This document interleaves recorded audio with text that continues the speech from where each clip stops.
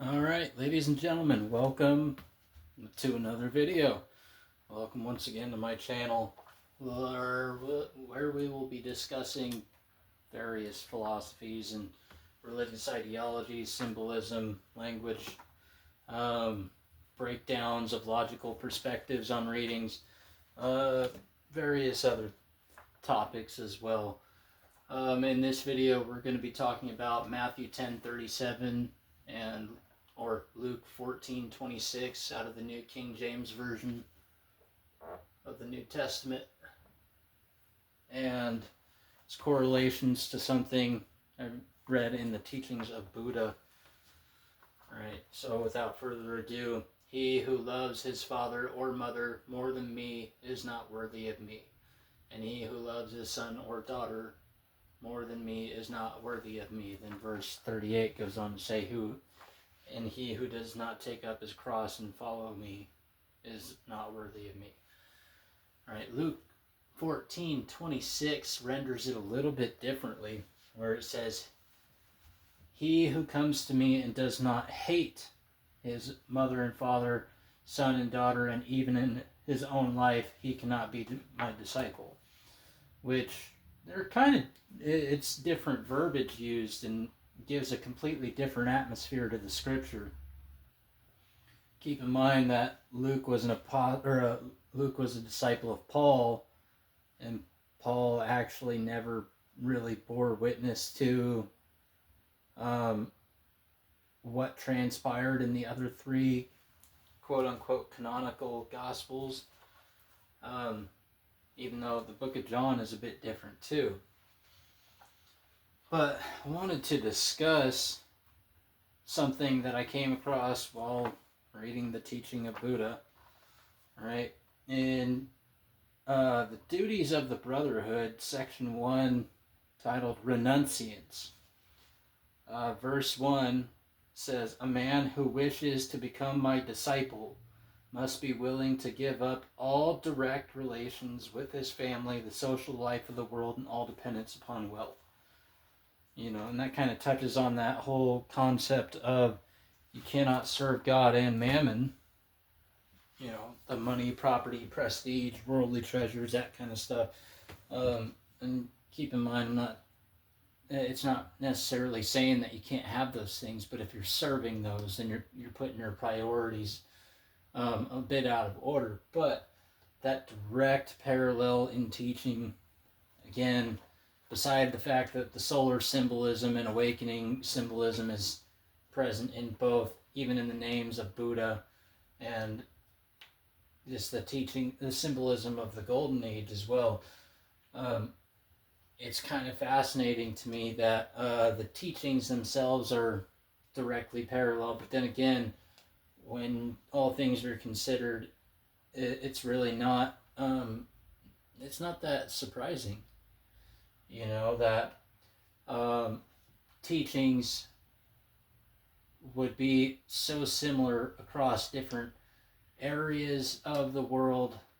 I mean, if you think about it, natural law is natural law, whether you're here in North America or down in Antarctica, natural law still holds the same. So it's just kind of interesting how that works. Now, even more interesting is that people don't seem to see that. Not saying that all people fail to see the direct parallels and correlations, because, I mean, people have written extensive books on it. However, a lot of the Christians that I come across will say Buddha was a false god, or this or that, or a demon, or something along those lines. And I'm not so arrogant or full of myself to say something like that. True teachings are true teachings, regardless of if they're spoken by a master or an apprentice. You know, whether they're expressed by somebody who's, you know, a rocket scientist, or whether they're just a 3-year-old that understands how to speak fluently enough to communicate.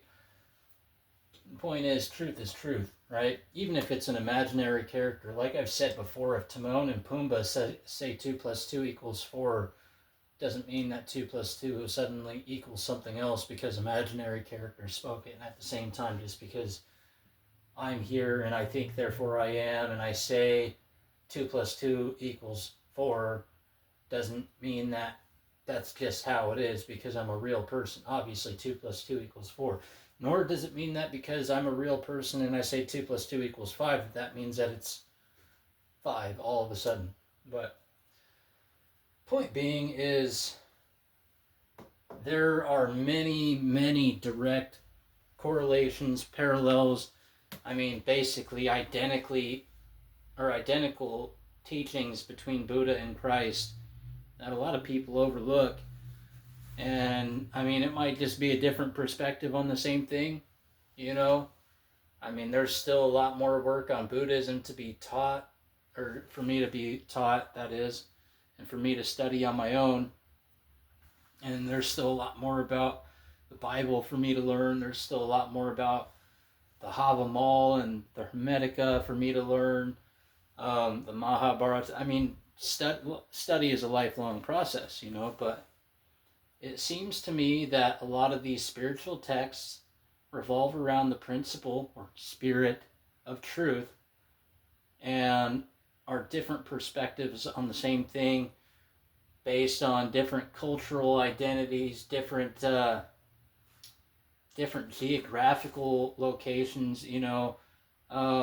The way of life is going to be different for those living in the mountains of Scandinavia than they are living in the Indus Valley, or living in the plains of Africa, or living in the plains or forests of North America.